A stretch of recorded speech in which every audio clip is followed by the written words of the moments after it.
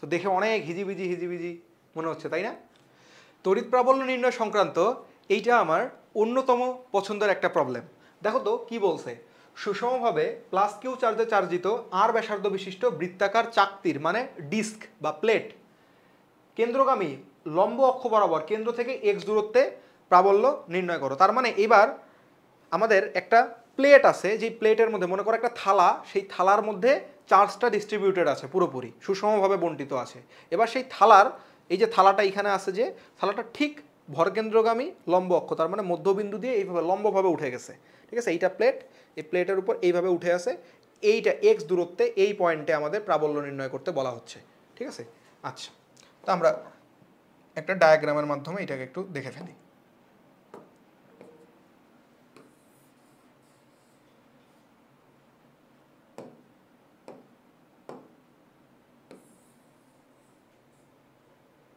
এই হচ্ছে আমাদের প্লেটটা, কেমন?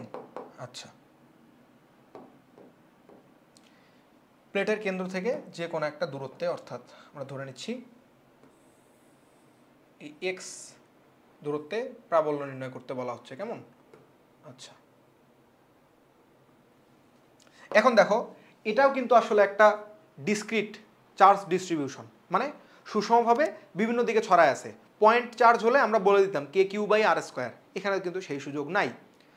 কিন্তু আমরা এখানে ওই যে প্রিন্সিপাল অফ সুপারপজিশন, অর্থাৎ একাধিক চার্জ ক্ষুদ্রভাবে যতটুকুগুলো প্রাবল্য দেখাচ্ছে সেইগুলোর সামেশন করে আমরা মোট প্রাবল্য বা নিট প্রাবল্যটা বের করে ফেলতে পারি। এবার রিংকে যদি আমি এই ডিস্কটাকে যদি ছোট ছোট করে কেটে নেই, তাহলে কি হবে? একটা করে রিং পাওয়া যাবে, তাই না? এভাবে রিং পেয়ে যাব। এখন রিংয়ের জন্য প্রাবল্যের রাশিমালা কিন্তু আমরা জানি, এটা যদি একটা রিং হয় যার ব্যাসার্ধ হচ্ছে আর, তাহলে কেন্দ্র থেকে এক্স একক দূরত্বে এখানে এসে প্রাবল্য কত হয়? কে কিউ এক্স, অর্থাৎ এর যে চার্জ সেটা যদি হয় কিউ, পুরোটা চার্জ যদি হয় Q, K Q x divided by R square plus x square whole to the power 3/2, ঠিক আছে? এই কনসেপ্টটা আমরা ইউজ করব। এখন এইটা কি হয় এটা দেখার জন্য হলে আমার ভিডিওর প্রিভিয়াস পার্টটা তোমাদেরকে দেখতে হবে, ঠিক আছে, যে ওটা কীভাবে আসতেছে। তো আমি ধরে নিচ্ছি আমি এখান থেকে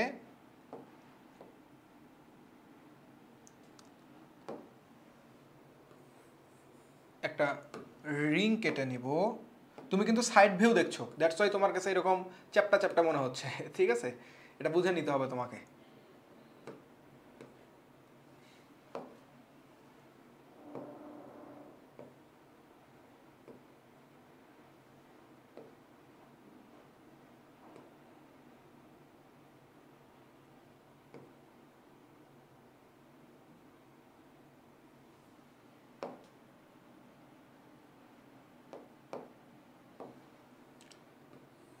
এতটুকু কত? আর, ঠিক আছে? এটা হচ্ছে স্মল আর, এটা হচ্ছে আমাদের স্মল আর, ঠিক আছে? তাহলে আমরা বলছি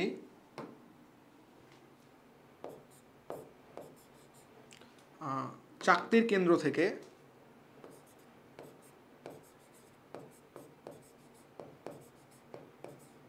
চাকতির কি লিখতেছি,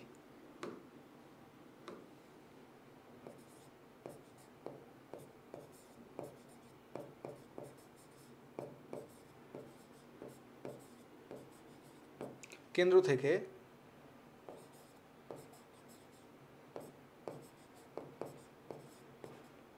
আর দূরত্বে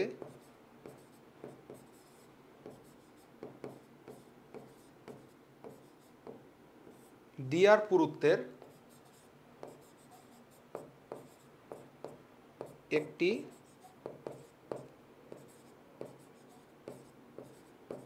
রিং কেটে নিই।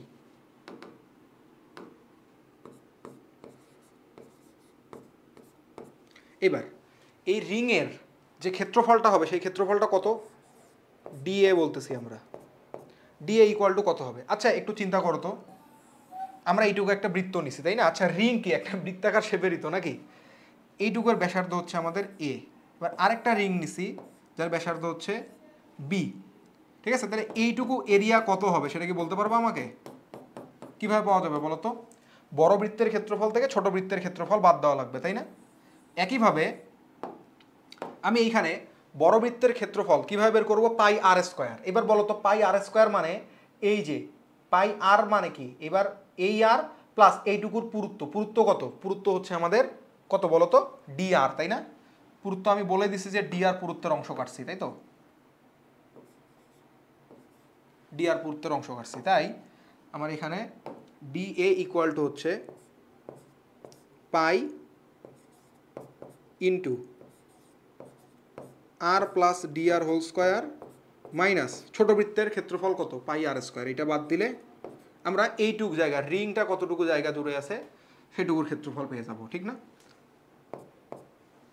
তাহলে দেখো এখানে বলতে পারি পাই আর স্কোয়ার প্লাস টোয়াইজ আর ডি আর plus D r whole square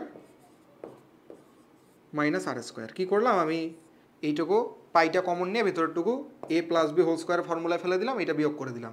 তাহলে এখানে দেখো কত আসে, পাই টোয়াইজ আর ডি আর plus D r whole square. এখন এইখান থেকে আমরা নিব হচ্ছে শুধু টোয়াইস পাই ইন্টু টোয়াইজ আর ডি আর, কারণ ডি আর অতি ক্ষুদ্র, ডি আর অতি ক্ষুদ্র, তাই d r whole square tends to zero হবে।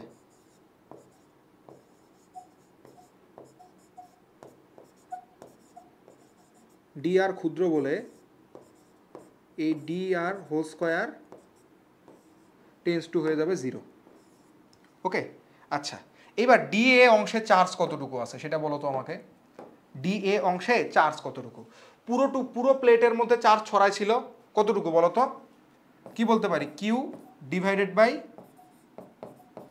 এরিয়া, তাই না? কিউ বাই এ, সেই এরিয়াটা কত, পাই আর স্কোয়ার, তাই তো? তাহলে একক ক্ষেত্রফলে চার্জ হচ্ছে এইটা, যেটা আমরা বলে থাকি সিগমা, ঠিক আছে? তাহলে আমরা ক্ষুদ্র চার্জ, রিংয়ের চার্জ ডি কিউ, ক্ষুদ্র charge D Q equal to বলতে পারি sigma into D A. Sigma কত, Q by pi R square, আর ডি এ কত, ডি এ হচ্ছে 2 পাই আর ডি আর। তাহলে আলটিমেটলি কি আসতেছে, 2 q R D r, 2 q R D R divided by হচ্ছে আর স্কোয়ার। এটুকু হচ্ছে আমার ক্ষুদ্র চার্জ। এইবার এই ক্ষুদ্র চার্জের জন্য এই রিংয়ের মধ্যে কতটুকু চার্জ আছে সেটা বের করে নিছি। এবার রিংয়ের চার্জ জানা থাকলে রিংয়ের জন্য এই বিন্দুতে প্রাবল্য কত জানা যাবে না, যাবে তো নাকি?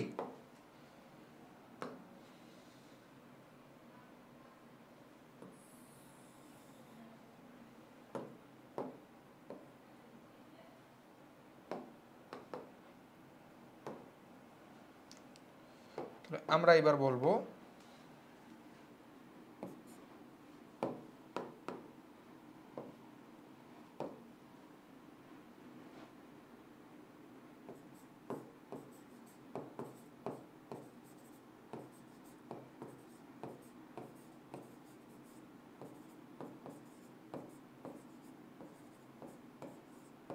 রিংয়ের জন্য প্রাবল্য, এটা অবশ্যই ক্ষুদ্র প্রাবল্য, সেই ক্ষুদ্র প্রাবল্য কি হবে, ডিই ইকুয়াল টু রিংয়ের জন্য কে কিউ এক্স হয়, তাই না?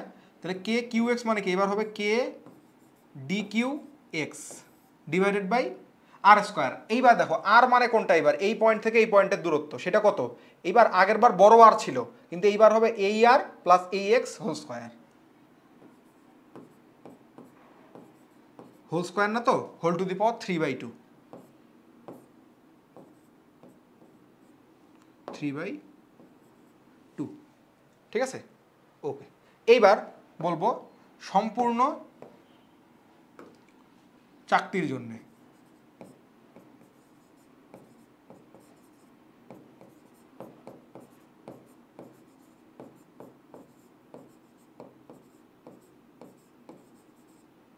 সম্পূর্ণ চাকতির জন্য প্রাবল্য নিতে গেলে ই ইকুয়াল টু হবে ইন্টিগ্রেশন অফ ডিই, তাই না? পুরোটাকে ইন্টিগ্রেট করে দিতে হবে। আচ্ছা এবার শুধু মানগুলো বসায় দাও, দেখো তো কে নিলাম ডি কিউ মানে কি twice Q R D R divided by R square, twice Q R D R divided by R square into X. এটা তো ডি কিউ এর মান গেল, twice Q R D R divided by R square. আর এইখান থেকে কি আসবে, এখান থেকে আসবে R square plus x square whole to the power 3/2, এইটার ইন্টিগ্রেশন। এইবার দেখো যা যা কনস্ট্যান্ট টার্ম বাইরে বের করে ফেলো।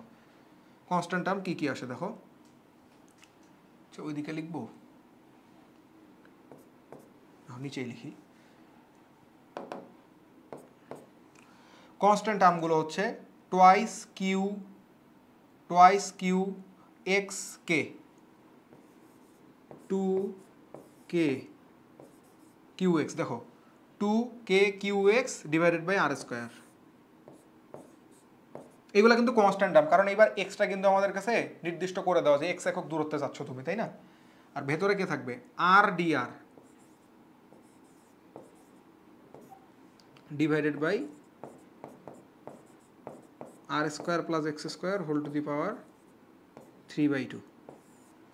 এখন দেখো ইন্টিগ্রেশনটা কার সাপেক্ষে, ডি আর এর সাপেক্ষে, তাই না? আর এর সাপেক্ষে ইন্টিগ্রেশন হলে আর এর লিমিট বসাইতে হবে। তাই প্রথম ডি আরটা কোথা থেকে কাটছো, আর এর ভ্যালু যখন 0, লাস্টটা কোথায় কাটছো, আর এর ভ্যালু যখন ক্যাপিটাল আর, কারণ আর ব্যাসার্ধ বিশিষ্ট, তাই এইখানে কাটছো লাস্টটা, এইটুকু কেন্দ্র থেকে দূরত্বটা কত, সেই ক্যাপিটাল আর। তাই এখানে লিমিটটা আমাদের কত বসবে বলো তো, লিমিটটা আমাদের বসবে আর এর মান 0 থেকে আর এর মান আর পর্যন্ত, ঠিক আছে? কিন্তু এই ইন্টিগ্রেশনটা করা কিন্তু আমাদের জন্য বেশ কষ্টকর। এই জন্য আমি কি করব, আমি এই জিনিসটাকে ধরে নিচ্ছি হচ্ছে জেড স্কয়ার, ঠিক আছে? অর্থাৎ আমি এখানে মনে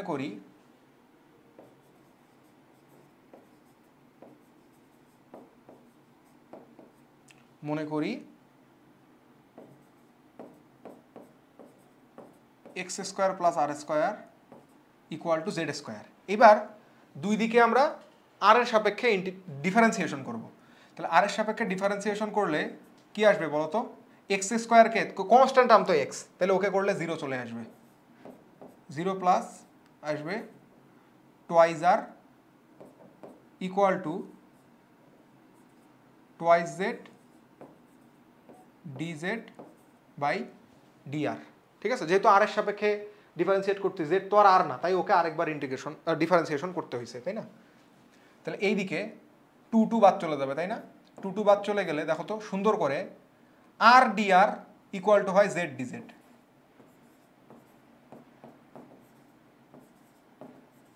জেড ডিজেড, ওকে? তাহলে এখন এই জিনিসটা বসাও এখানে।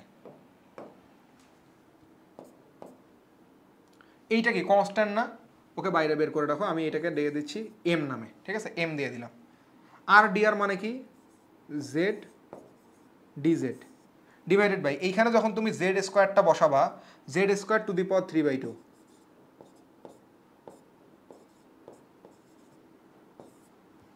ইন্টিগ্রেশন, তাই না?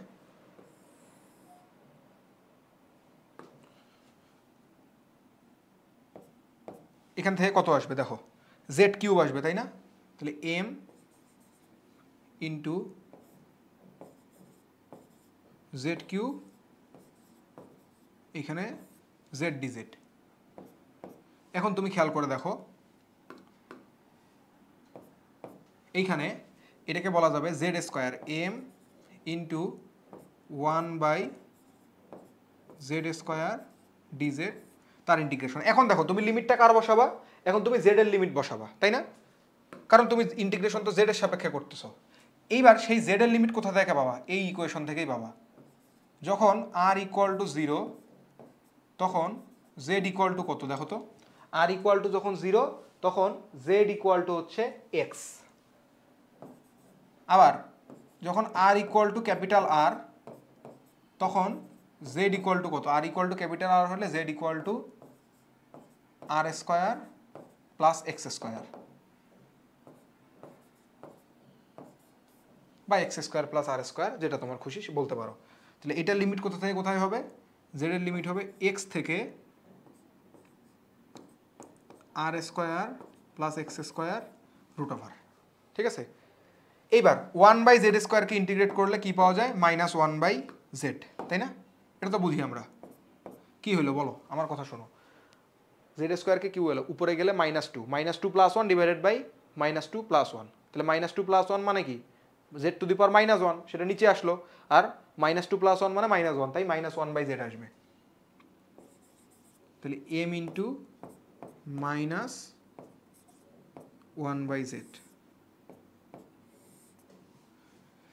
এবার এইটা আসতেছে x, আর এখান থেকে হচ্ছে r² + x²√। এবার কি করব, লিমিটটা উল্টায় দিব।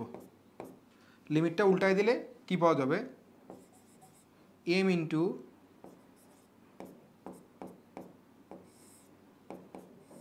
(1/z) ইন্টু এখানে আসবে r² + x²√, আর এইখানে আসবে হচ্ছে x। ঠিক আছে, এখন m এর মানটা বসায় দাও আগে। m এর মান কত, 2kqx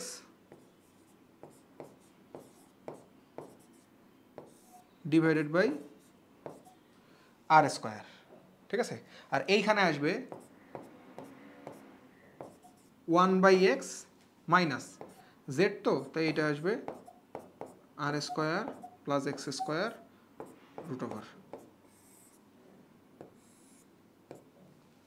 এই এক্সটা এখানে নিয়ে যাও, তাহলে কি হবে, 2kq divided by r²,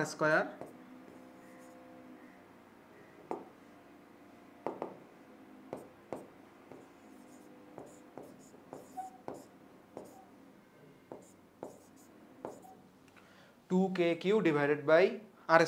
okay, হ্যাঁ, এক্সটা ভেতরে গেলে x/x মানে আসবে 1, আর এখান থেকে আসবে 1 মাইনাস এক্সটা ভেতরে গেলে এর সাথে তো গুণ হবে,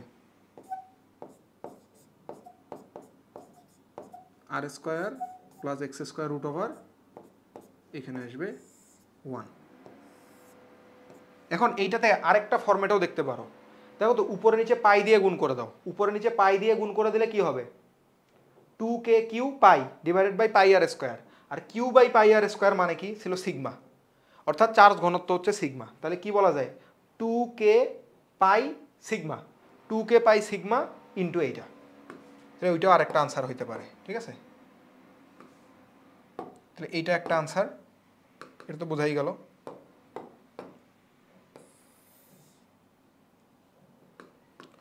আরেকটা হচ্ছে E =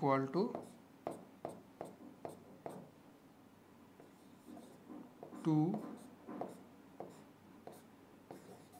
মানে উপরে নিচে পাই দিয়ে দিলে q/πr², মানে কি একক ক্ষেত্রফলে চার্জ, একক ক্ষেত্রফলে চার্জটাই বলা হয় চার্জ ঘনত্ব আবার। ঠিক আছে, সেটাই হচ্ছে সিগমা। এটা হচ্ছে তারপরে 1 মাইনাস, আচ্ছা এটা 1 কেন, এটা x হবে তাই না, কারণ যেহেতু আমি x দিয়ে গুণ করে দিছি তাই না, তাহলে এখানে হবে r² + x²√, এখানে আসবে x।